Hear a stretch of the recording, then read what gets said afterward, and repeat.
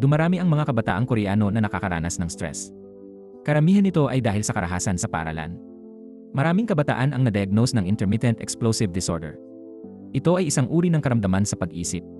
Dahil dito, madali silang mabalisa. Sila'y umaatake o pumapatay ng tao at nang-aabuso ng hayop.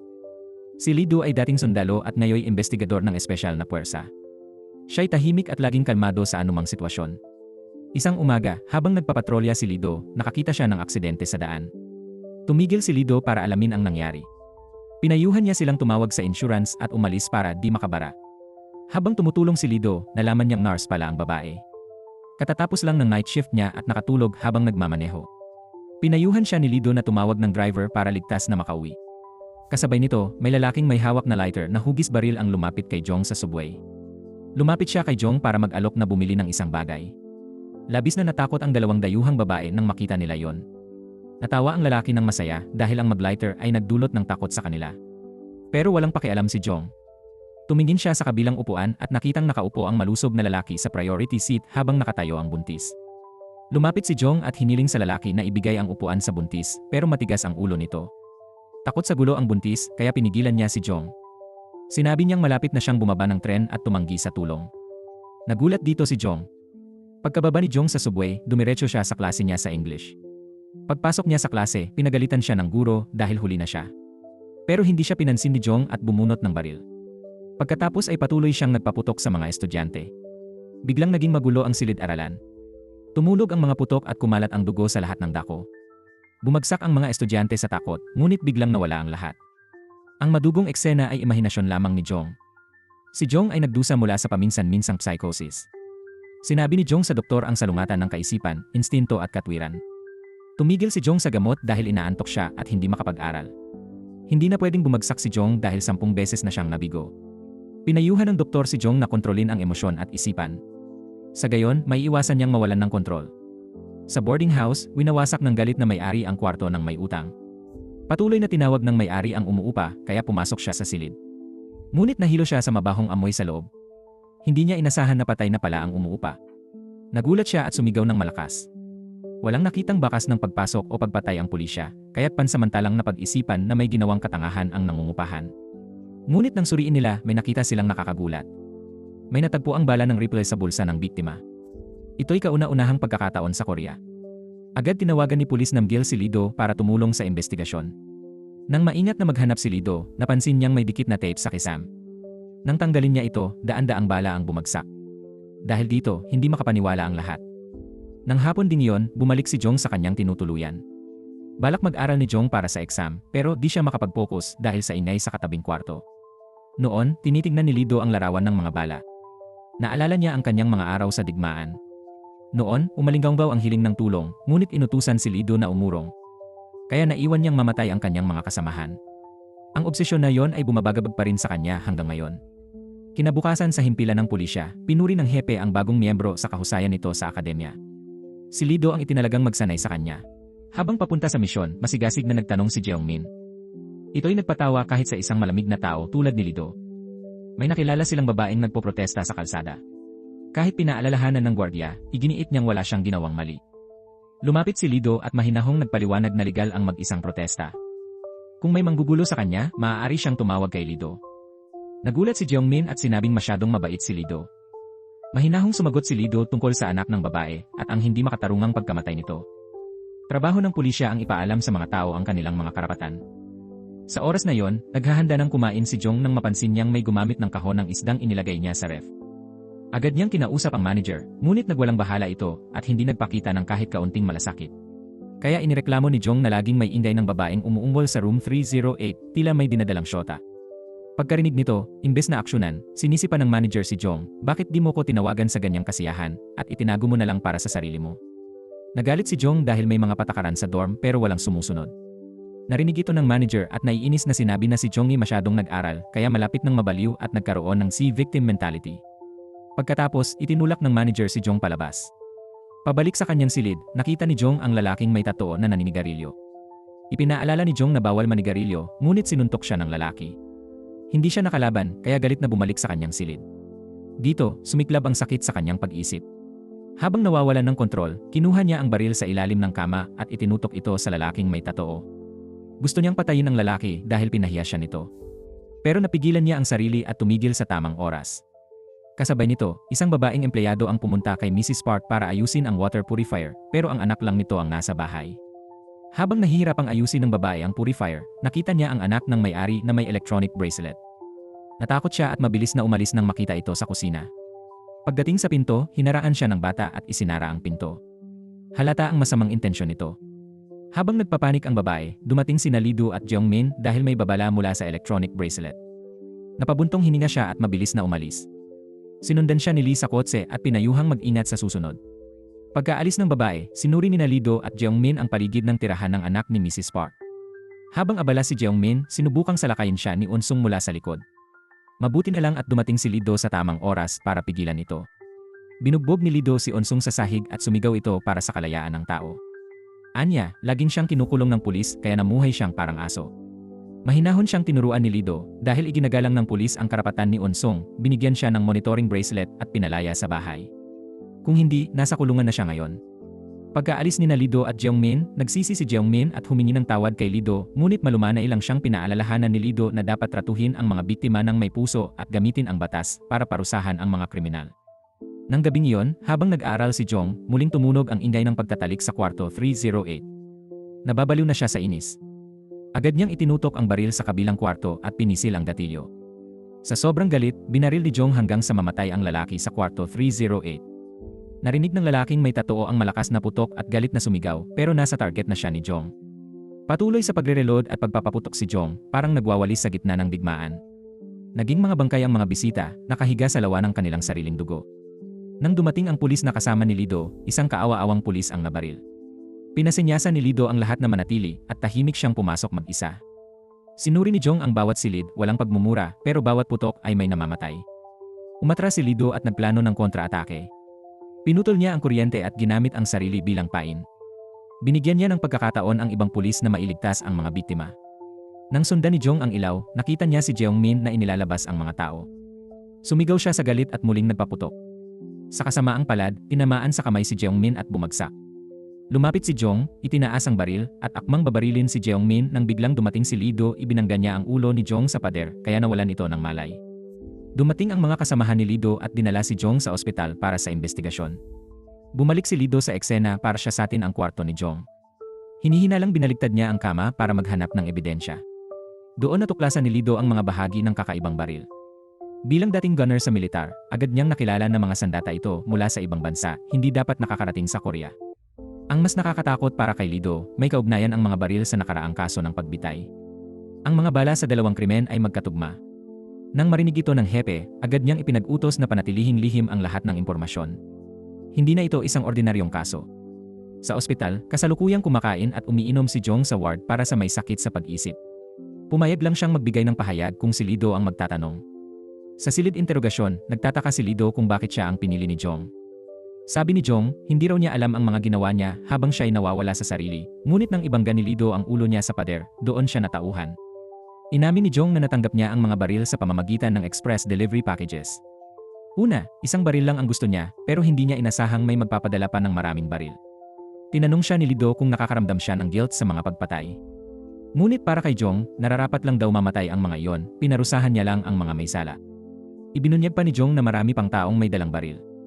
Dahil dito, naghinala si Lido na may mas malaking taong nasa likod ng lahat, kaya't nagpasya siyang imbestigahan pa ito. Nang ilabas si Jong sa istasyon, agad siyang pinalibutan ng mga reporter, lalo na si Wang Xu. Hinarang niya ang daan ng kapitan. Dahil nakuhanan niya ng larawan ang mga kahon ng baril, pinilit niyang kunin ang impormasyon mula kay Lido kung hindi raw siya bibigyan ng detalye, ipopost niya ang mga larawan. Galit na binalaan siya ni Lido, huwag kang mag-post ng mga kalokohan. Hindi mo alam ang laki ng kasong ito. Samantala, sa isang paaralan, may grupo ng estudyante ang nambubuli kay Gubong.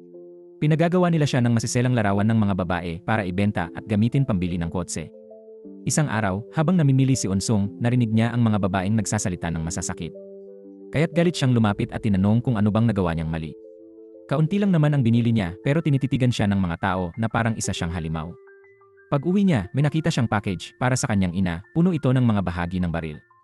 Sa halip na matakot, natuwa si Unsung. Agad niyang binuo ang baril gamit ang mga parte. Nang gabing iyon, dinala ng grupo ni Dongman si Director Kim sa isang liblib na lugar. Balak nila itong ilibing ng buhay. Ngunit bago siya maibaon, nag-alok si Director Kim ng kapalit. Anya, ibubunyag niya ang lihim ni Manager Gong, alam niya kung paano nakakakuha ng baril si Dongman. Nangako siyang ipapasa kay Dongman ang pamumuno sa buong organisasyon. Nag-isip ang grupo. Alam nilang hindi solusyon ang mga baril, pero iginiit ni Director Kim na marami pa siyang armas para sa kanila. Habang nagsasalita siya, biglang tumawag si Manager Gong. Alam ni Dongman na pwede na nilang kunin ang pasilidad ni Director Kim, kaya't pinatay nila ito. Kinabukasan, pumunta si Unsung sa military shooting range para subukan ang bagong baril. Ginamit niya ang ingay ng baril doon para magpaputok pa. Pagkatapos ng aktibidad, agad pinuntahan ni Dongman at ng kanyang gang si Manager Gong. Nagtanong si Dongman pero hindi tumupad si Gong sa mga pangako. Tinawag niya silang mga hayop at sinabihang maghintay at magsikap pa. Hindi ito tinanggap ni Dongman kaya umalis siya. Ipinasa niya ang utos sa kanyang mga tauhan, siya sa atin ang motel kung saan naganap ang nakaraang insidente. Sasama si Hutaek para hanapin ang kotse ni Director Kim.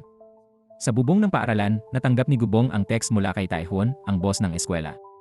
Hiniling nitong dalhin ni Gubong ang ID ng kanyang ina sa nightclub.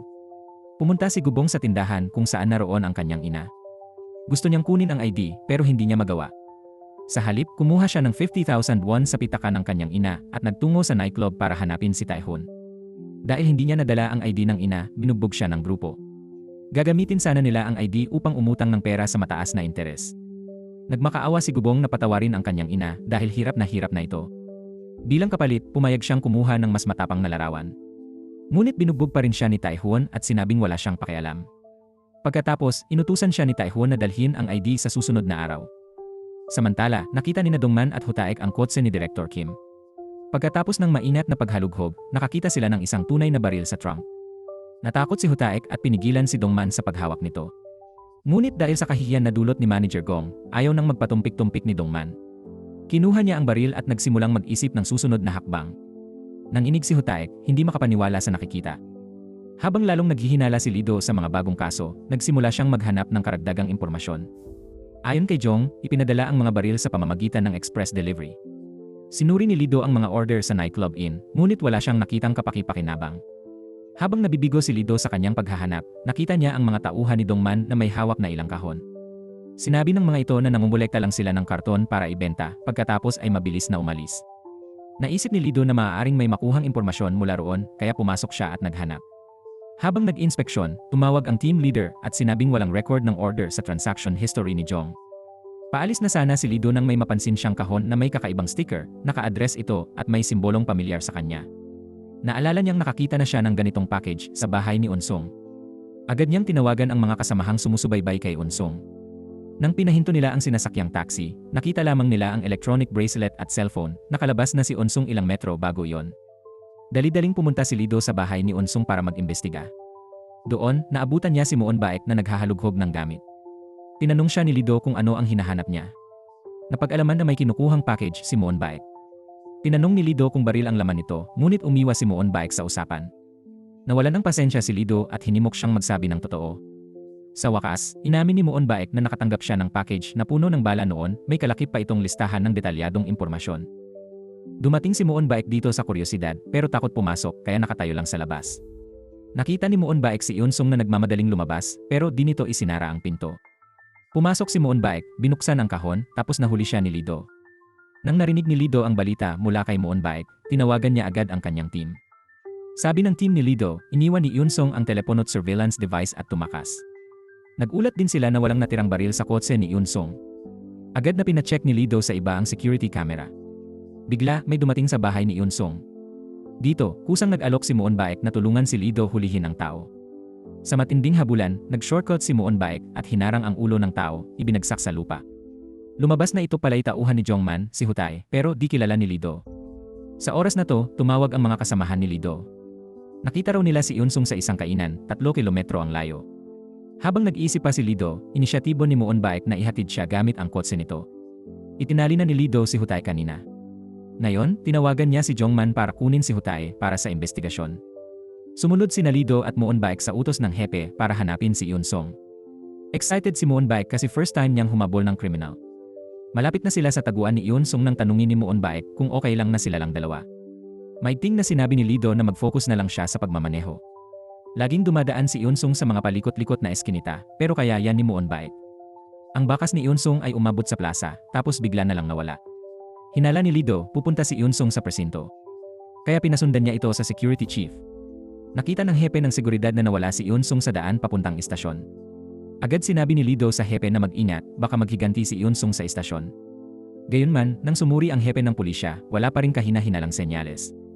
Nagkita si Lido at ang hepe ng pulisya sa bakuran. Habang nag-uusap sila, may narinig silang putok mula sa himpilan. Pagtakbo nila, 3 pulis na ang nabaril at napatay ni Yunsung. Natuwa si Yunsung nang may dumating, nasa ina ang mga gustong patayin. Pinigil siya ng hepe, pero ininsulto siya ni Yunsung, marami na raw napatay. Kung titigil siya, hindi na siya patatawarin ng batas. Si Lido ang unang nagpaputok. Sinadya ni Lido na abalahin si Yunsung. Pagkatapos, dinala ni Lido ang hepe sa ligtas na lugar. Tinanong ni Lido kung saan nakatago ang mga baril mula sa nightclub, ngunit inisip niyang walang silbi ang mga ito dahil walang bala. Kumpiyansang sinabi ni Lido na may bala siya. Gumawa si Lido ng plano para abalahin si Yunsung. Ang hepe ng pulisya at iba pang opisyal ay nakaligtas. Ginawang panluloko ang sarili ni Lido. Patuloy na tumunog ang mga putok ni Yunsung sa istasyon. Habang tumatakbo, binaril ng Yunsung ang hepe ng pulisya. Sa swerte, naligtas siya ng kanyang mga kasamahan. Ngunit ang dugo sa sugat niya ay naging bakas para kay Yunsung. Bumalik si Lido sa kotse para kumuha ng bala kay Muon Baek. Galit si Muon Baek na hindi siya sumama, kaya inalis ang posas at sumugod para tulungan si Lido. Ngunit nakatagpo niya si Wangso na humahabol kay Lido. Sinundan ni Yunsung ang bakas ng dugo patungo sa pinagtataguan ng hepe. Sinamantala ng babaeng pulis sa likod ang pagkakataon nang hindi nakatingin si Yunsung at nagpaputok ng bala na muntik na tumama sa mukha niya. Ang balang ito ay lalong nagpagalit kay Yunsung. Agad niyang pinaputok ang baril, nagdulot ng kaguluhan. Lumapit si Yunsung sa pinagtataguan ng babaeng pulis at mga kasamahan niya. Ang putok ng baril ay nagising kay Lido mula sa nakababagabag na alaala. Alam niyang kailangan siya ng team, kaya dali-dali siyang pumunta sa pinanggalingan ng putok. Sa sandaling iyon, para siyang asong pangaso na pinakawalan sa lugar. Mabilis niyang nahanap ang kinaroroonan ng nanganganib niyang mga kasamahan. Sa kritikal na sitwasyon, dumating si Lido at binaril si Yunsung ng 2 beses sa binti. Sumugod si Lido at binaril si Yunsung para iligtas ang team leader. Tinamaan si Yunsung ng ilang bala mula kay Lido at agad na bumagsak.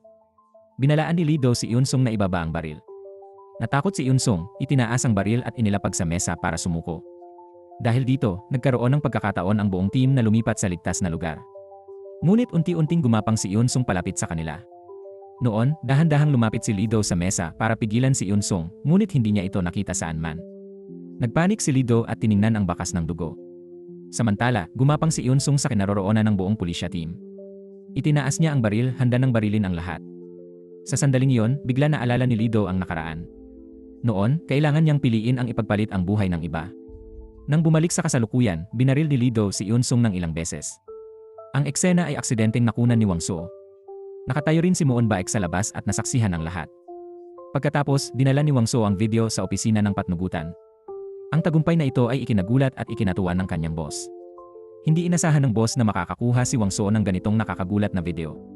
Pagkatapos ng video, naghinalang may lihim sa kwento ang boss. Hindi kasi pangkaraniwan ang baril sa video at nakakalito ang insidente sa Matchbox Motel. Ito siguro ay isang paksang maraming interesado. Kaya't nakipag-usap ang boss kay Wangsu kung may bagong impormasyon siya, mapromote siya. Siyempre, pumayag agad si Wangsu. Akala niya papurihan si Lido dahil maraming pulis ang nailigtas niya. Pero kinaumagahan, nasa selda na siya. Ngayon, iniimbestigahan siya na parang kriminal. Gusto malaman ng 2 masungit na pulis kung saan nakuha ni Lido ang mga bala at ano ng relasyon nila ni Muon Baek. Ayon kay Muon Baek, nakuha raw ni Lido ang mga bala sa kotse niya.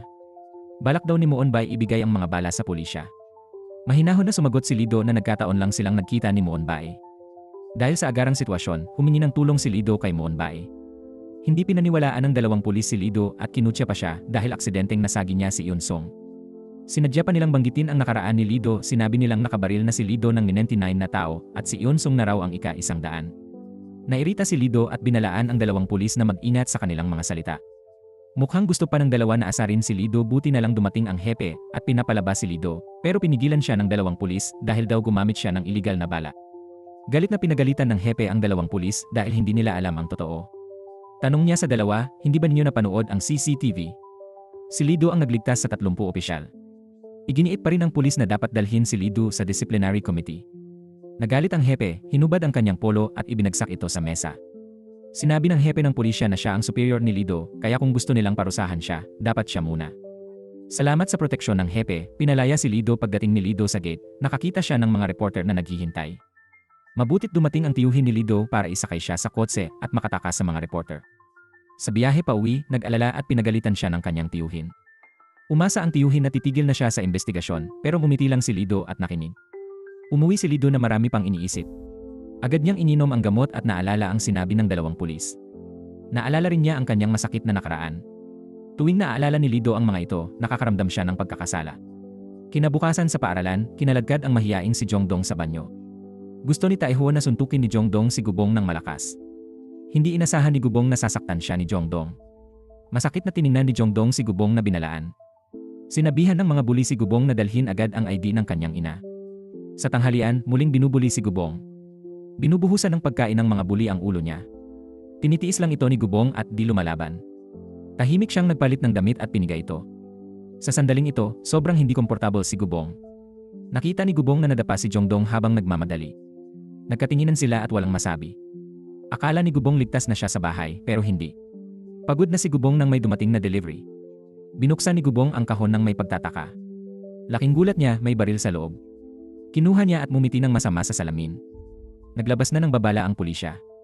3 buwan nilang suspendihin si Lido. Tinanong ni Lido si Jongman kung nakilala ang tumakbo. Walang gustong sumagot kay Lido dahil nasuspende siya. Sinabi ng tiyuhin ni Lido na ibigay ang kailangang impormasyon. Sabi ni Jongman, pagdating sa lugar, wala siyang nakitang inaresto. Nakakapagtaka para kay Lido dahil itinali niya si Hutake sa post. Gusto ni Lido makita ang plaka at ruta ng kotse. Nahanap ng kasamahan niya ang plaka. Nakita na ni Lido ang kotseng iyon dati. Sa kamera, nakita nilang si Hutake ang itinali ni Lido. Si Hutake ang pasaway na nagdudulot ng gulo sa lugar. Bagong laya siya at nagtatrabaho na kay Manager Gong. Natalo na dati si Hutake ni na Lido at Detective Seo. Pagkarinig nito, tinawagan agad ni Lido si Detective Seo. Gusto malaman ni Lido kung nasaan si Manager Gong. Gusto niyang pumunta roon. Bago umalis, hiningi ni Lido kay Jongman na alamin lahat tungkol kay Moonbae. Pagkatapos, mabilis na nagmaneho si Lido patungo kay Manager Gong. Pinigilan siya ng mga tao roon pero sinabihan sila ni Manager Gong na umalis. Umupo si Lido at tinanong kung nagbebenta ng baril si Manager Gong. Natawa ng malakas si Manager Gong sa tanong ni Lido. Sabi niya wala siyang oras sa ganoong mapanganib na gawain. Pinatunayan ito, pinakuha niya sa mga tauhan ang mga sandata sa kanya. Inilabas ni Lido ang larawan at tinanong kung kilala niya si Hutake. Sinabing hindi pero di naniwala si Lido dahil daw nagtatrabaho ito kay Gong. Iginiit ni Gong na di niya kilala si Hutake dahil marami siyang tauhan. Sa huli, wala nang nakuhang impormasyon si Lido. Bago umalis, binalaan ni Lido si Manager Gong, kung may ebidensya akong makita na nagbebenta ka ng baril, siguradong ikukulong kita. Pagkatapos, nagmaneho si Lido patungong Dongwon Company. Nagtanong si Lido tungkol sa pagkakakilanlan ng taong nasa business card na ibinigay ni Moonbae, pero walang impormasyon siyang nakita. Mabuti na lang, sinabi ni Jongman ang address kung saan nakatira si Moonbae. Pumunta roon si Lido at nagpa siyang kausapin si Moonbae. Nagkita ang dalawa sa isang kainan. Seryosong tinanong ni Lido ang pagkakakilanlan ni Moonbae. Buong siglaring sinabi ni Moonbae na may cancer siya at 6 na buwan na lang siyang mabubuhay.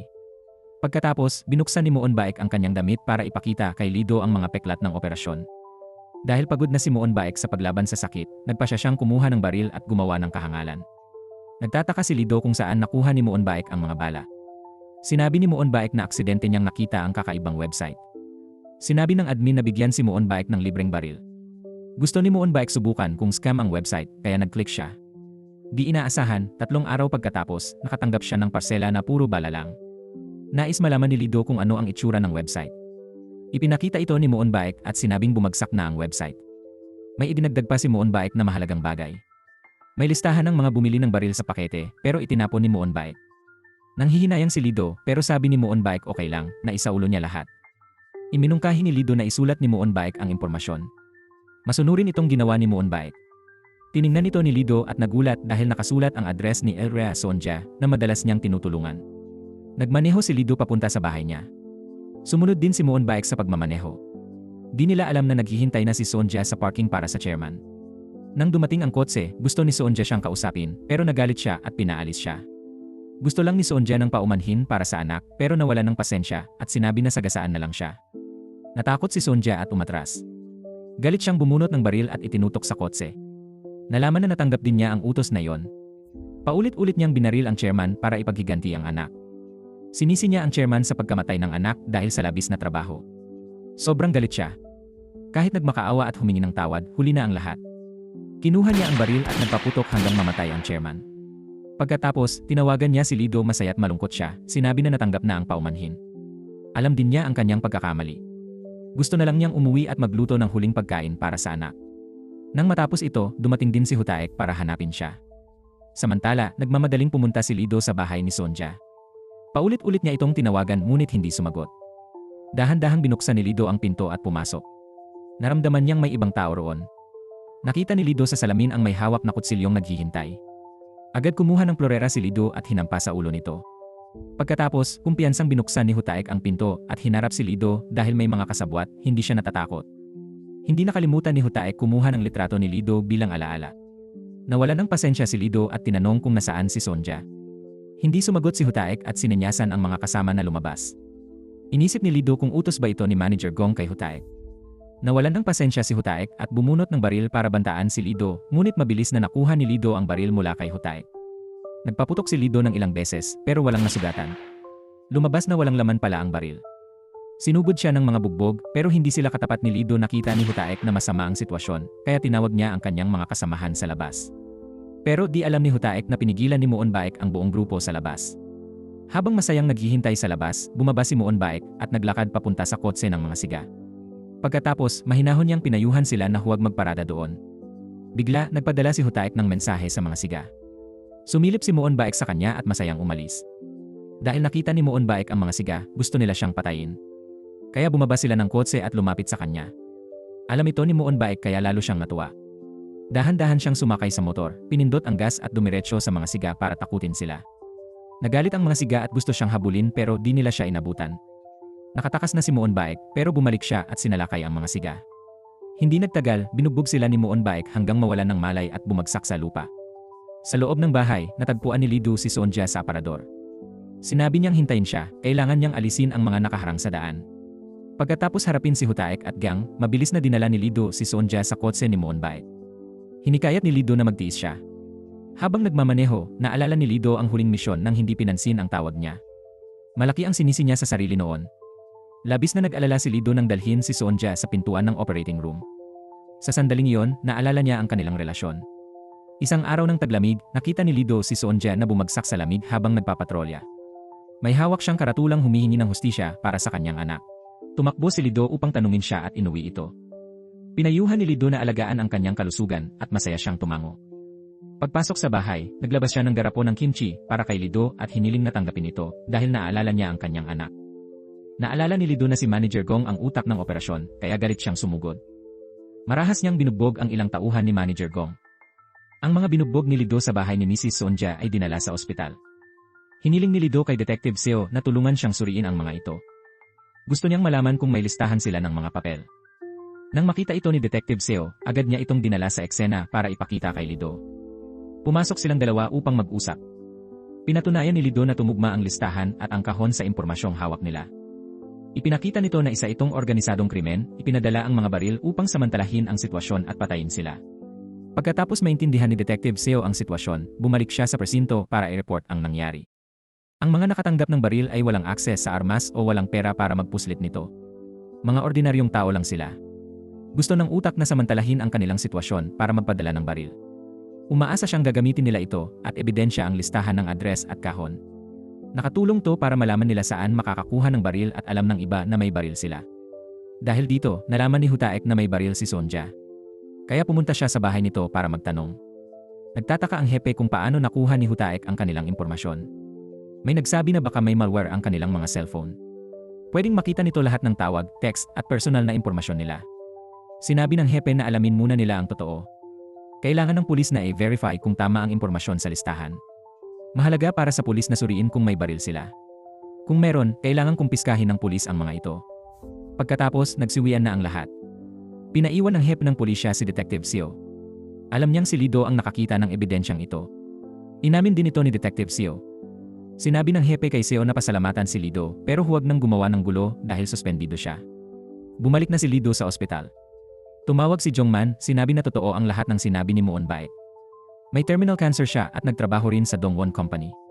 Pagkarinig nito, nakita ni Lido si Muon Baek na naghihintay sa kanya. Malumanay na tinanong ni Lido kung bakit interesado si Muon Baek sa kaso. Hindi naman ito ang trabaho niya. Pero hindi sinagot ni Muon Baek ang tanong ni Lido. Sabi ni Muon Baek, kung nagpapasalamat si Lido, pasalamatan lang siya. Napabuntong hininga si Lido, di maalala ang sinabi ni Sonja sa kotse. Ikinuwento ni Muon Baek na maaari na raw siyang mamahinga ng payapa. Sinabi rin niya sa lahat na huwag siyang subukang iligtas. Nausyoso si Muon Baek at tinanong bakit inaalagaan ni Lido si Sonja tulad ng ina. Sabi ni Lido dahil tinrato siya nito bilang anak. Namatay ang ina ni Lido noong bata pa siya. Nakadamay si Muon Baek kay Lido kahit di niya alam kung may ina siya o wala. Nagkaroon si Muon Baek ng malungkot na kabataan. Nang ipanganak siya, iniwan siya ng ina sa malamig na niebe. Kinuha siya ng isang human trafficker. Napilitang tumira si Muon Baek sa mga trafficker at ibang bata. Hindi lang siya nagutom, napilitang ibenta pa ang isang mata para sa pera. May nag-ampon sa kanya pero ibinalik din siya. Sa huli, dinala ng mga trafficker si Muon Baek sa Amerika. Bago umalis, sinabi ng malupit na babae na maraming oportunidad sa Amerika. Kung gusto niyang mahalin, dapat siyang umiti palagi ng walang kondisyon. Pinaalalahanan din ng babae si Muon Baek na hindi siya ang kanyang ina, kaya wag siyang mamis. Akala ni Muon Baek mas madali sa Amerika, pero mas malupit pala ang impyerno doon. Nang malapit ang kunin ang organs ni Muon Baek, biglang dumating ang FBI para iligtas siya. Bumalik sa katotohanan si Muon Baek. Sinabi ni Muon Baek kay Lina wag siyang kaawaan. Pinauwi lang ni Lido si Muon Baek, pero ayaw niyang umuwi. Gusto ni Muon Baek na maghintay doon kasama si Lido. Kinabukasan sa paaralan, hinarang ulit ni Taehoon si Gubong. Binantaan ni Taehoon si Gubong na maghintay sa karaoke bar. Inis na itinulak ni Gubong si Taehoon at sinabing, bakit ko gagawin yan? Papasok na sana siya pero hinila siya pabalik at isinara sa pinto. Ayaw sumunod ni Gubong pero binantaan siya ni Taehoon na ipopost ang mga litratong kinuha niya ng babaeng estudyante. Nang lumala ang sitwasyon, tumayo ang guro sa malayo at hinikayat ang mga estudyante na pumasok. Noon lang binitawan ni Taehoon si Gubong. Bumalik si Gubong sa upuan pero umupo si Taehoon sa likod niya. Pinilit ni Taehoon si Gubong na sagutin ang kanyang mga tanong. Ginamit ni Taehoon ang kutsilyo para takutin si Gubong na maging alipin niya. Pinilit ni Taehoon si Gubong tumayo at sinabing puta ang guro. Mas malala pa, ginamit ni Taehoon ang kutsilyo para putulin ang polo ni Gubong. Hindi na ito nakayanan ni Gubong. Tumayo siya, nagulat ang lahat sa klase. Nagtanong ang guro pero tahimik lang na tiningnan ni Gubong si Taehoon. Pagkatapos, nawalan ng kontrol si Gubong at minura si Taehoon. Hindi lang yun, gusto pa ni Gubong na ibagsak ang mesa. Nababaliw na si Gubong, hinahampas ang ulo habang nakatingin sa hayop na si Taehoon. Sa kabilang banda, galit na galit si Manager Gong kaya nawala sa sarili. Dahil kay Hutaek, dumating si Lido para sirain ang kanyang teritoryo. May nagsabi kay Manager Gong na tauhan ni Dongman si Hutaek. Noong araw na hinarap nila si Director Kim, nakita mismo ng tauhan ni Gong si Hutaek sa likod ni Dongman. Labis na nagulat si Manager Gong nang marinig niya yon. Samantala, sina Lido at Muon Baek ay nanatili sa ospital. Nag-alaga sila kay Mrs. Sonja bilang mga tagapagbantay. Sila ang naging tagapag-alaga. Umupo ang dalawa sa harap ng pintuan ng silid ospital. Ang balita tungkol sa insidente ng baril ay labis na ikinabahala ng mga tao. Walang kamalay-malay na nagkwento si Lido kay Muon Baek. Minsan daw may isang napakatahimik na nayon. Isang araw, may lalaking nag-iwan ng baril sa plaza at umalis. Hindi nagtagal, nawala ang baril at malaki ang pagbabago sa nayon. Araw-araw, dumadami ang bilang ng mga namamatay.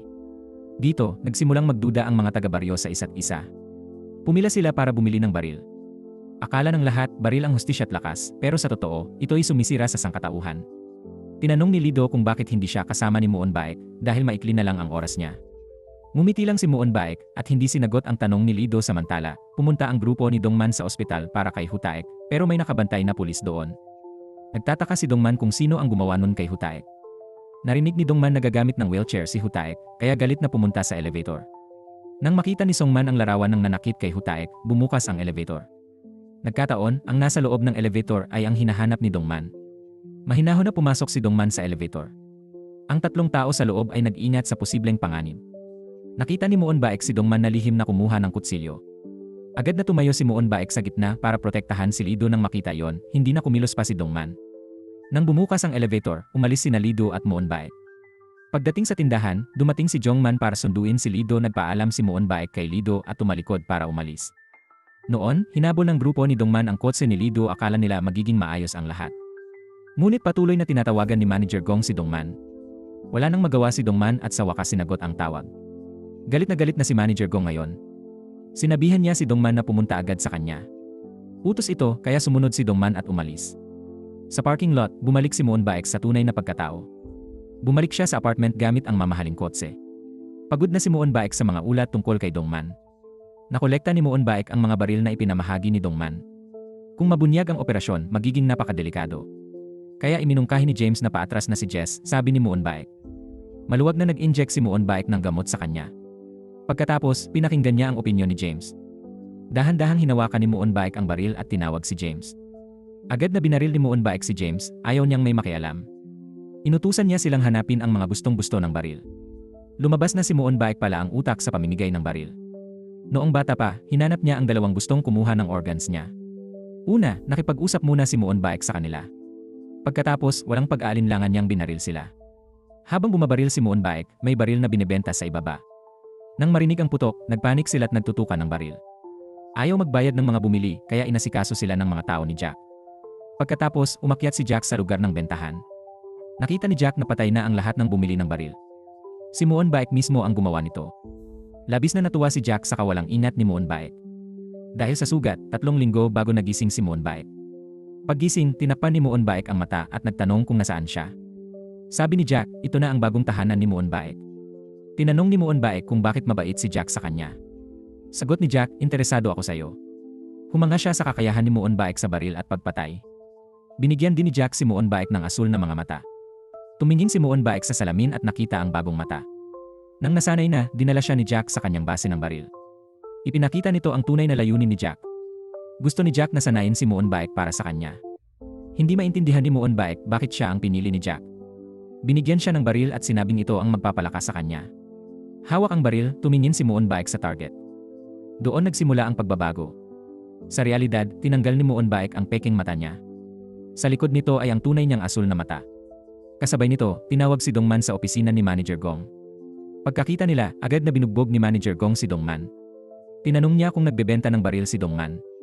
Dumating ang pulis kanina dahil hinala nila na nagbebenta ng baril si Gong. Ipinakita ni Manager Gong kay Dongman ang litrato ni Hutaek na nakatali. Agad sinabi ni Dongman na hindi ito ang kanyang tauhan. Binantaan ni Gong si Dongman na magsabi ng totoo kung gusto niyang mabuhay. Pero iginiit ni Dongman na wala siyang kinalaman sa bentahan ng baril. Nang marinig yon, napabuntong hininga si Gong at pinauwi si Dongman. Pagkaalis ni Dongman, lumabas agad ang mga tauhan ni Manager Gong. Sa totoo lang, hindi pa rin naniniwala si Manager Gong sa sinabi ni Dongman. Mukhang may binabalak si Manager Gong. Samantala, sa paaralan, binubuli si Gubong ng kanyang mga kaklase. Binuhusan nila ng pagkain ang ulo ni Gubong. Sinabi ni Taehyun na may spy cam si Gubong at malapit nang malaman ng lahat ang kanyang mga kasalanan. Tumingin lang si Gubong sa mga buli ng walang imik. Nang susuntukin na sana nila si Gubong, dumating ang guro at nagtanong. Sinabi ni Taehyun na nadulas lang si Gubong sa sahig.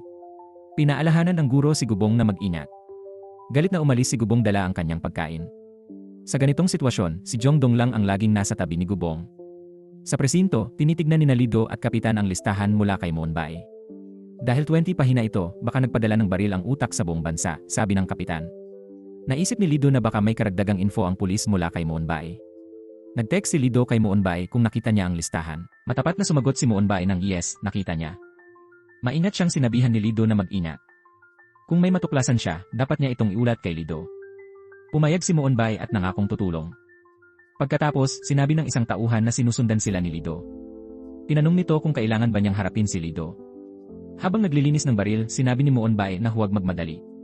Sabik siyang naghanda upang makipagkita sa mga kaibigan. Samantala, huminto ang isang kotse sa gitna ng isang bakanteng kalsada. Dumiretso sila sa kainan ni Gubong at Jongdong. Tinanong ni Jongdong si Gubong kung hindi ba siya natatakot kay Taehyun. Naisip niya na kapag lumaban si Gubong, baka mas malupit ang gawin ni Taehyun sa susunod. Pero sagot ni Gubong, binubuli siya dahil takot si Jongdong. Agad namang humingi ng tawad si Jongdong sa suntok na ibinigay niya kahapon. Ngunit alam ni Gubong na hindi iyon sinadya, kaya hindi niya ito sinisi. Habang nag-uusap sila, may away na naganap sa malapit. Maraming taong nagkakagulo sa gitna ng kalsada. Si Moon Bae, na malapit doon, ay tumingin sa shooting range sa itaas. Pumasok siya dala ang airgun, lumabas, at binaril ang mga nagkakagulo sa kalye. Napasigaw sa sakit ang mga tinamaan niyang goons. Tinanong ni Moon Bae kung bakit sila nagkakagulo doon, at saka siya nagpakilala bilang si Moon Bae. Matapos noon, sinugod at binugbog niya ang mga goons. Nakita ito ni Gubong at humanga siya kay Moon Bae. Hinabol niya ito at tinanong kung pwede siyang turuang bumaril. Pagkatapos, nagtungo silang dalawa sa airgun range. Kahit unang beses ni Gubong magbaril, pinindot niya ang gatilyo ng may tiwala. Patuloy siyang nagpaputok sa target at dahil dito, unti-unting nawala ang galit sa kanyang puso. Pag-uwi, binati ni Gubong ang ina at dumiretso sa kanyang silid. Binigyan siya ng prutas ng ina pero hindi niya ito pinansin. Nalungkot ang ina niya, ngunit inaliw niya ito at sinabing maganda ang ginawa nito para sa kanya, ibinigay nito ang lahat ng kailangan niya. Nang marinig iyon, umiti ang kanyang ina ng may ginhawa. Tinanong ni Gubong kung kailan pinakamalungkot ang isang tao. Mahinahon na sagot ng ina, kapag may sakit o problema siya. Akala raw niya noon, lahat ng magulang ay ganoon. Para sa kanila, wala nang higit pa sa kanilang mga anak. Kinabukasan, may nagulat kay Moonbay na nagsimula ng kumuha ng baril si Dongman. Tinanong ni Moonbay kung ano ang nangyari sa tindahan ni Director Kim. Sinabi ng kanyang tauhan na wala namang lumapit sa bodega. Nagalit si Moonbay dahil mabagal ang kilos ng kanyang mga tao. Samantala, galit din si Manager Gong dahil hindi nila mahanap ang password ng telepono. Habang pinapagalitan niya ang kanyang mga tauhan, may tumawag sa kanya. Sinagot niya ito, hindi niya alam na si Moonbay pala ang nasa kabilang linya. Bukod doon, nagsalita si Moonbay sa English. Inis si Manager Gong sa English, pero interesado pa rin siyang marinig ang sasabihin nito. Hinahanap nila ang kahong may pulang label, ngunit halos lahat pala ng kahon ay may pulang label. Nagulat si Manager Gong nang makita na puno ito ng mga baril. Binigyang diin ni Moonbay na tunay ang mga ito, at ang mga baril na ginamit sa mga nakaraang pamamaril ay mula roon. Nang marinig iyon, hindi makapaniwala si Manager Gong. Patuloy siyang sinisisi ni Moonbay sa pagkaantala ng paglabas ng mga baril mula sa bodega dahil sa pagpatay kay Director Kim. Inihayag pa ni Moonbay na may taong sadyang naghahanap ng mga baril na yon. Nang tanungin ni Manager Gong kung sino, sinabi ni Moonbay na si Dongman. Labis ang pagkagulat ni Manager Gong. Tinanong niya kung kilala ni Moonbay si Dongman pero itinanggi ito ng huli. Pinayuhan ni Moonbay si Manager Gong na mag-ingat bago ibinaba ang tawag. Ang sinabi ni Moonbay ay nagpaalerto kay Manager Gong. Samantala, handa nang ipamahagi ang mga baril sa iba't ibang lugar. Ang sinumang gustong tumanggap ng baril ay kailangang pumunta sa tagpuan ng mga tagahatid. Hiniling ng nagpadala na kuhanan ng litrato ng tagahatid ang bawat paghahatid bilang patunay upang makuha ang kabayaran. Nang matanggap ni Moonbay ang balita tungkol sa mga pakete, tuwang-tuwa siya. Sa oras na yon, umalis na si Gubong papuntang paaralan. Hinabol siya ng kanyang ina at sinabing umuwi agad dahil magluluto siya ng paborito nitong pagkain. Walang imik si Gubong pero humarap siya at niyakap ng matagal ang ina bago umalis. May masamang pakiramdam siya. Sunod-sunod na dumarating ang mga order at unti-unti nang natutupad ang plano ni Moonbay. Pagkatapos ng magandang balita, agad niyang hinanap si Lido. Tinanong ni Lido ang tungkol sa listahan ng mga tumanggap ng baril. Ipinakita ito ni Moonbay at sinabing tiwala siya kay Lido kahit hindi siya lubusang mapagkakatiwalaan. Tinuro rin niya ang ilang kahina-hinalang bahagi ng listahan. Mayroon din siyang impormasyon tungkol sa ilang estudyante sa high school. Sa paaralan, nagbabalak sina Tae-han at ang kanyang grupo na gumanti kay Gubong. May nakalock na pinto sa gilid ng paaralan. Nag-iisip pa rin sila kung paano siya haharapin. May nagsuhestyon na ilagay si Gubong sa basurahan, ngunit hindi ito sinang-ayunan ni Tae-han. Ipinakuha niya ang bag ni Gubong. Tinawag si Gubong sa opisina ng kanyang guro sa utos ng presidente ng klase. Kinabahan si Gubong habang tinitingnan ang baril sa kanyang bag. Pagkaalis niya, may estudyanteng pumasok sa silid ayon sa plano ni Tae-han. Samantala, tinawagan ni Lido ang kanyang team at inutusan silang pumunta sa paaralan dahil may ulat na estudyanteng may dalang baril. Agad silang tumungo sa lugar. Tinawagan din ni Lido ang paaralan at nagkataon, ang homeroom teacher ni Gubong ang sumagot. Ipinaliwanag ni Lido na may lalaking estudyanteng posibleng sangkot sa isang malubhang kaso, ngunit numero lamang ng telepono ang hawak niya. Hiniling ng guro ang numero upang makipag-ugnayan. Habang nag-uusap sila, dumating si Gubong. Agad binaba ng guro ang telepono at nangakong tatawag muli. Sinabihan niya si Gubong na bumalik na lamang mamaya dahil may kailangan siyang asikasuhin. Pagbalik ni Gubong sa silid-aralan, nakita niyang binubuli si Jongdong ng grupo ni Tae-han. Galit niyang hinanap ang kanyang backpack, ngunit wala na ang baril. Nakuha pala ito ng grupo ni Tae-han at ibinigay kay Tae-han. Dinala ito sa klase at kinutya si Gubong, akala'y laruan lamang. Itinutok ni Tae-han ang baril sa ulo ni Gubong para takutin siya. Natakot si Gubong dahil alam niyang tunay ang baril. Nanginig siya at nagmakaawa kay Tae-han na huwag magpaputok. Tinawag siyang duwag. Ngunit bago pa mapindot ni Tae-han ang gatilyo, may putok na narinig mula sa ibang silid. Nagulat sila, hindi pa nagpaputok si Tae-han. Doon lang nila nalaman na nilagyan ni Gubong ng tunay na bala ang baril. Galit na tinanong siya ng grupo kung gusto ba niyang patayin sila. Habang sinusuri ng guro ang listahan ng numero, nakita niyang kay Jongdong ang tumugma. Galit na galit, binaril ni Jongdong ang mga nambubuli sa kanya at nagpaputok pa sa paligid. Nagkagulo ang lahat ng estudyante at nagtangkang tumakas. Si Jongdong pala ang naglock ng lahat ng pinto. Lumapit siya kay Gubong at ibinigay ang baril na may bala. Determinado siyang patayin ang lahat ng estudyante at gawing libingan ng karahasan ang paaralan. Sa oras na yon, mabilis na tumakas si Taehan. Nagmadaling humanap ng labasan ang mga estudyante, ngunit nakalock na ang mga pinto. Doon lang nakaramdam ng takot si Taehan. Mabuti na lang at dumating si Lido at Moonbike.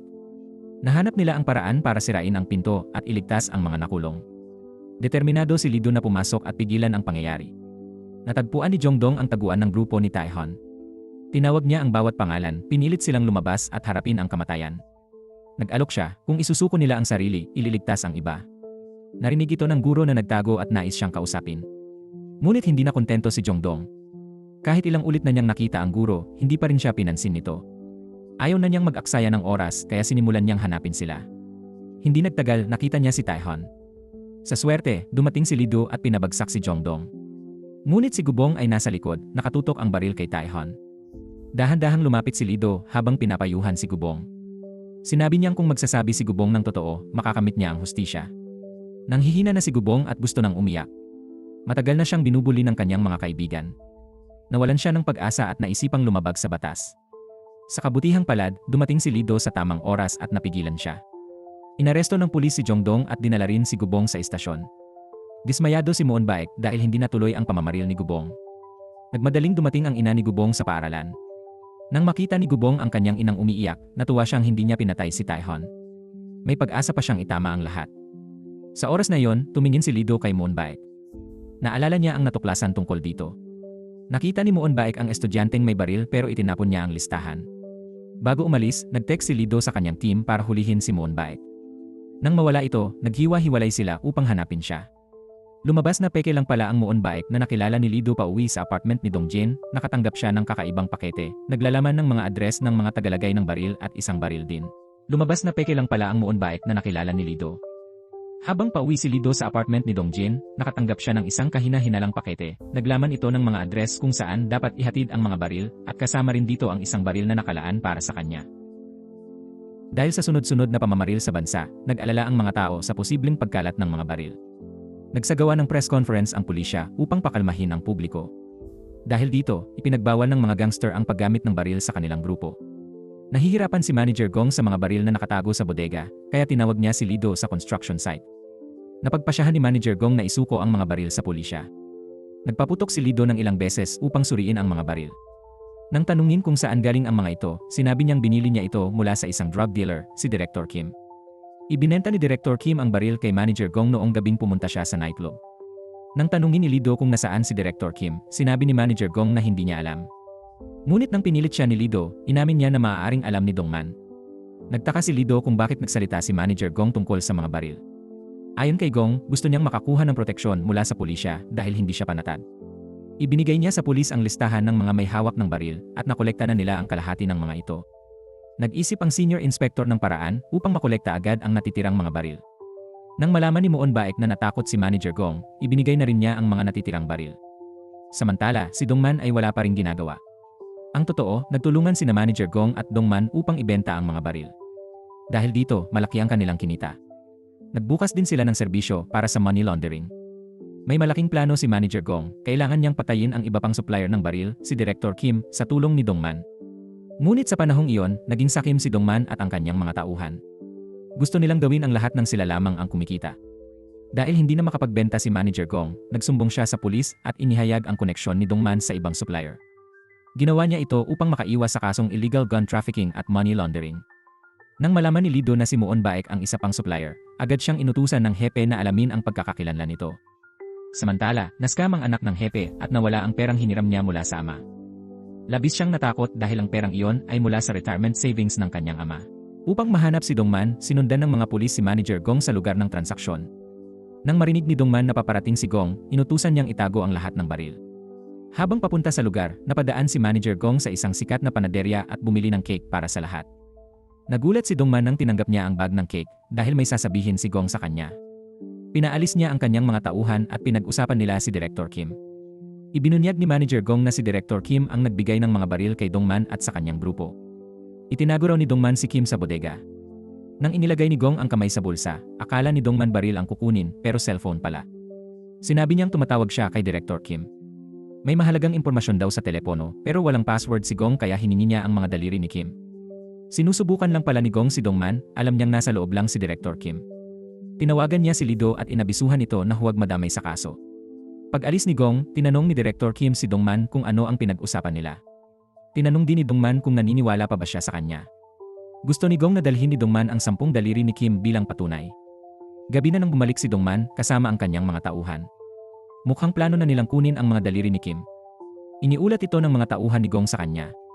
Pinaalalahanan ni Gong na bantayan si Dongman, ngunit nagtaka sila kung bakit tila nag-aalala si Gong. Karaniwan na raw gumagawa ng racket si Dongman para kay Gong at iyon ang problema. Dahil sa ginagawang sipaglilinis ni Dongman, nais ni Gong na gamitin ang pulis para patayin siya. Nagpadala si Dongman ng mga tao sa isang bakanteng lote. Nagkunwari silang naghuhukay ng bangkay ni Director Kim para linlangin si Gong.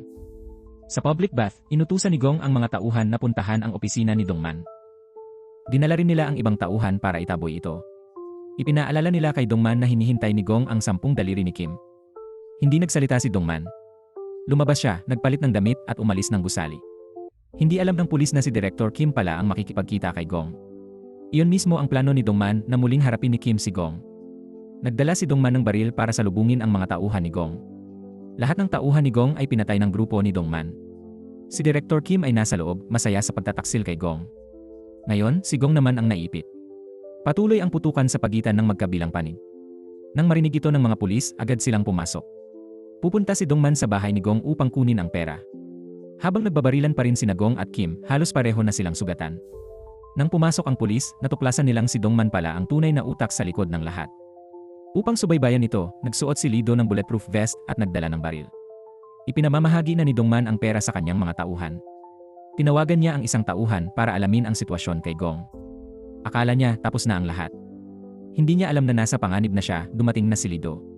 Unti-unting pumasok si Dongman sa bahay. Binaril ni Lido ang sinumang makita. Natakot ang grupo ni Dongman, ngunit si Lido ay kalmado, isa-isang binaril ang bawat isa. Sa kabila nito, hinayaan ni Lido na makataka si Dongman. Tumakbo siya sa bubong at mula roon, binaril ang gulong ng sasakyan ni Dongman. Nawalan ito ng kontrol. Habang tinatawag ni Dongman ang kanyang mga tauhan upang tumakas, tinutukan na siya ni Lido na dakip si Dongman at dinala sa istasyon. Sa insidenteng ito, 3 gun dealer ang naaresto at maraming baril ang nakumpiska. Labis ang galit ni Muon Baek nang makita ang pagkakaaresto ng kanyang mga dealer. Ang hepe ng pulisya ay nakatayo sa harap ng bangkay ng kanyang anak sa loob ng morgue. Hindi siya makapaniwalang patay na ito. Labis siyang nalungkot sa pagkawala ng kanyang anak, habang si Lido ay abala sa paghahanap ng karagdagang impormasyon tungkol sa mga baril na nakita. Kinuha ni Lido ang label mula sa isa sa mga baril at dinala ito sa isang kaibigang nagbebenta ng electronics. Hindi inaasahan, ang label ay may nakatagong wiretapping chip. Ayon sa kaibigan, may teknolohiyang sumusuporta sa ganoong klase ng pakikinig, kaya't sinuri ni Lido ang iba pang baril ng pulisya. Doon niya nakita na may mga tagong wiretapping device sa ilalim ng shell ng mga baril. Sa puntong ito, nagsimulang bumuo ng bagong plano si Muon Baek, kasama si Wang So. Gusto ni Muon Baek na mabigyan ng baril ang bawat Koreano, ngunit delikado ito para kay Wang So. Sa kabila ng babala, ipinilit pa rin ni Muon Baek ang kanyang plano. Binigyan niya si Wang So ng regalo at sinabing kumuha lamang ito ng magagandang litrato sa event. Pagkatapos suriin ni Lido ang mga baril, nakakita siya ng maraming wiretapping device na maingat na itinago. Pagbalik ni Lido sa police station, kinausap niya ang kanyang team tungkol sa isang organisasyon sa Jeju. Isiniwalat niyang ito ay isang malawak na grupo na pangunahing gumagana sa black market. Tinanong siya ng mga kasamahan kung naaalala niya ang kaso ng lalaking nagbigti noon. Ayon sa investigasyon, ang lalaking iyon ay may criminal record mula pa 20 taon na ang nakalipas. Ibinebenta raw nito ang mga batang inabandona sa mga dayuhang broker. Ang mga balang natagpuan sa bubong ng bahay nito ay patunay na handa siyang ipagkanulo ang bansa. Hindi man ganap na kabisado ni Lido ang buong kaso, may natuklasan siyang GPS at wiretapping devices na nakakabit sa ilang baril. Naniniwala siyang kung masusubaybayan nila ang mga signal mula rito, tiyak na matutukoy ang kinaroroonan ng utak ng operasyon. Bago pa man sila maunahan ng mga kalaban, nainip si Muon Baek at sinadyang tuksohin ang mga pulis. Pinaalis niya ang lahat ng tao sa silid komperensya, alam niyang malapit nang matuklasan ni Lido ang mga chips sa mga baril. Nagsalita si Muon Baek tungkol sa mga address ng mga dapat na target ng pamamaril at tinanong kung paano ito pipigilan ni Lido. Sa address number 27, si Baek Zozo sana ang magpapaputok. Ngunit ang mas nakakagulat, ang target ay ang mismong hepe ng pulisya. Nakaupo ang hepe sa loob ng kanyang kotse, nakikinig sa balita tungkol sa mga scam. Ilang biktima raw ang nakagawa ng matitinding desisyon dahil hindi na nila mabawi ang kanilang mga nawalang pera. Habang nakikinig, hindi niya alam na siya ang susunod na target. Nang mabalitaan ng hepe ng pulisya ang pagkamatay ng anak, determinado siyang harapin ang mga loan shark. Nang lumabas siya ng kotse, mabilis ding tumakbo palabas si Lido. Agad ding sinundan ng mga pulis ang lokasyon ng isang jeep. Kaagad silang nagtungo sa lugar ng Blue-Brown Autonomous Zone. Mahinahon na pumasok ang hepe ng pulisya sa base ng mga loan shark. Pagkatapos ay dahan-dahan niyang kinuha ang mikropono. Inakala ng mga loan shark na isa siyang pyramid scheme. Dito, nagsimulang magkwento ang hepe tungkol sa anak na si So Hyung. Dahil sa panlilinlang ng mga loan shark, nagpakamatay siya dahil sa utang. Sinimulan ng hepe na banggitin ang mga krimen ng bawat tao sa silid. Nagalit ang mga loan shark, sinunggaban siya sa liig at tinanong ang gusto. Sinabi niyang gusto niya silang magsorry sa harap ng larawan ni So Hyung. Kung hindi, walang makakaalis sa araw na yon. Nang tumunog ang mga putok, nagsimulang matakot ang mga loan shark. Naalala ng hepe ang anak na nagmamakaawa. Nagalit siya tumanggi magpatawad sa mga pumatay sa anak niya. Hinabol niya sila hanggang sa kalsada. Naroon din ang mga pulis para pigilan siya. Si Wang Su ay nandoon din para i-film at i-live broadcast ito sa utos ni Moonbike. Dumating din si Lido sa harap ng hepe ng pulisya. Pinayuhan siya ni Lee na kumalma pero labis siyang nagalit. Sinabi ni Lido na pinayuhan niya noon ang hepe na huwag gumawa ng kahangalan.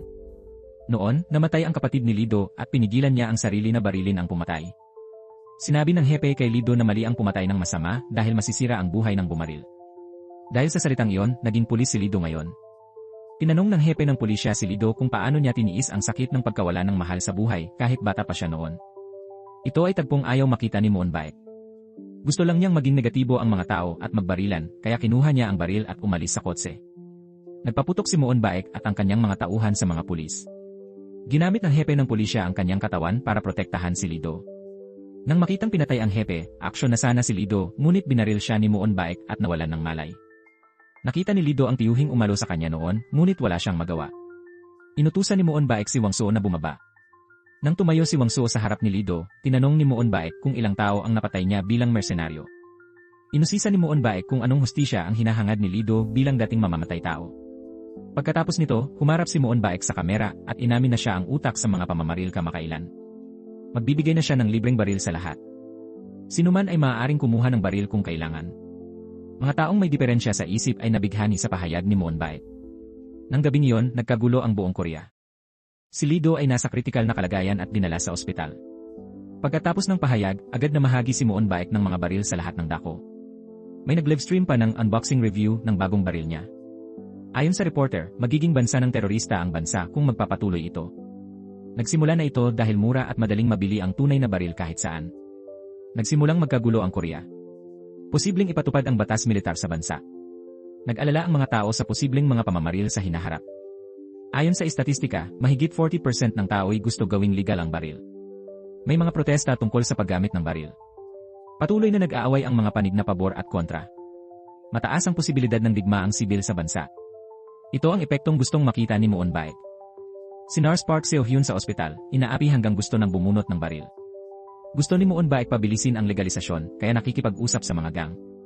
Nagising si Lido mula sa bangungot ng mga desperadong tao. Nagmamadali si Lido para hanapin ang hepe ng pulisya. Nang malaman na pumanaw na ito, determinado siyang hanapin si Moonbike. Dahil sa balitang libreng baril, nangangamba ang pulisya sa martial law. Takot ang mga tao sa buhay na palaging may baril sa paligid. Mas tumitindi ang tensyon sa bansa habang nagtitipon ang dalawang magkasalungat na panig sa isang lugar. Matapos masaway ng todo ng mga kasamahan, nagpasya si Nurse Soon na di na magpakatiis. Nagsimula siyang magdala ng baril. Ngayon, handa na si Sohan na bumaril at pumatay anumang oras. Pagkahatid sa hepe ng pulisya, pumunta si Lido sa protesta at nakatanggap ng tawag mula sa di kilala. Nagsimulang magmasid si Lido sa paligid. Alam ni Lido na si Moonbike ang tumatawag sa kanya. Pagkatapos, pumunta si Lido sa opisina ni Moonbike. Lahat ng tauhan ni Moonbike ay bihasa sa paggamit ng baril. Naalala ni Moonbike ang insidente sa boarding house. Ang unang taong ginamit ni Moonbike sa eksperimento ay nalupig ng pulis. Nalaman ni Moonbike na ang pulis na yon ay si Lido. Alam din ni Moonbike na maraming napatay si Lido. Nagtataka si Moonbike kung bakit ayaw ni Lido humawak ng baril. Binalak ni Moonbike na tingnan ang mangyayari kung muling humawak ng baril si Lido. Nagtataka si Lido kung bakit kailangan siyang subukan ni Moonbike. Isinumpa ni Lido si Moonbike dahil kumikita sa pag-uudyok sa iba. Sabi ni Moonbike, gusto lang niyang malaman ang epekto ng libreng paggamit ng baril sa Korea. Binanggit ni Moonbike ang kaso ng hepe ng pulisya at ni Sonja. Tanging baril lang ang makakatulong sa pagpapatupad ng hustisya. Para kay Moonbike, pantay ang mundo kung lahat ay may baril. Agad tumutol si Lido dahil kapag may baril, magsasakitan ang mga tao. Sabi ni Muon Baek, tingnan natin kung sino ang tama at mali. Pagkatapos, nagmaneho si Muon Baek ng truck papunta sa lugar ng protesta. Inihayag ni Muon Baek na lahat ay maaaring kumuha ng libreng baril doon. Nagsimulang magpanik ang mga tao dahil sa mga baril. Samantala, sinimulan ni Lido na labanan ang mga tauhan ni Muon Baek. Kahit may baril ang lahat ng tauhan niya, hindi pa rin nila natalo si Lido. Nang makita ni Nurse So-hyun sa TV ang gulo dahil sa mga baril, naisip din niyang barilin ang mga kasamahan. Noon, sinabi lang ni Muon Baek kay Wang Su na kunan ng maganda dahil makikita ng lahat ang kabaliwan ng mundo sa baril. Pagkakita ng mga tao sa balita, naramdaman nilang walang magawa laban sa mga sumasalungat sa lipunan. Pero ang tanging nakakuha ng pansin ni Lido ay si Muon Baek. Hindi pinansin ni Lido ang paligid at dumiretso kay Muon Baek. Bumulot si Muon Baek ng smoke bomb at itinapon ito. Pagkatapos, hinila ni Muon Baek ang trigger para makita ang reaksyon ng lahat. Nang magpaputok si Muon Baek, may aksidenteng bumaril sa kanya. Pagkatapos noon, sunod-sunod na ang putukan. May mga taong takot mabaril kaya bumawi ng putok. May ilan na hindi matino ang isip at binaril ang iba. Si Lido lang ang hindi nagpaputok at tumakbo para iligtas ang batang lalaki sa usok. Naitala ni Wang Su ang tagpong ito. Dahil dito, tumigil si Nurse So-hyun sa pagpatay sa kasamahan. Ang eksena ring iyon ay pumigil sa masasamang balak ng marami at mabilis na kumalat. Sa nakamamatay na pamamaril noong hapon na yon, may isang mabuting mamamayan na tumayo para protektahan ang isang mag-aaral sa elementarya. Ininatan niya ang bata hanggang sa huli. Pagkatapos ng kaguluhang iyon, ginunitan ng mga tao ang mga biktima at agad na ipinatupad ang pagbabawal sa baril. Kusang ibinalik din ng mga tao ang kanilang mga baril sa pulisya. Ngunit si Wang Su ay nagtapos pa rin sa trahedya dahil hindi niya pinakinggan ang pakiusap ng babaeng tagalinis. Matagal na niyang hinintay ang araw na yon. Pagkatapos ay patuloy niyang binaril si Wang Su hanggang sa ito'y namatay. Kalaunan, inampon ni Lido ang batang kanyang iniligtas. Dito na nagtatapos ang pelikula. Magkita tayo ulit sa susunod na video.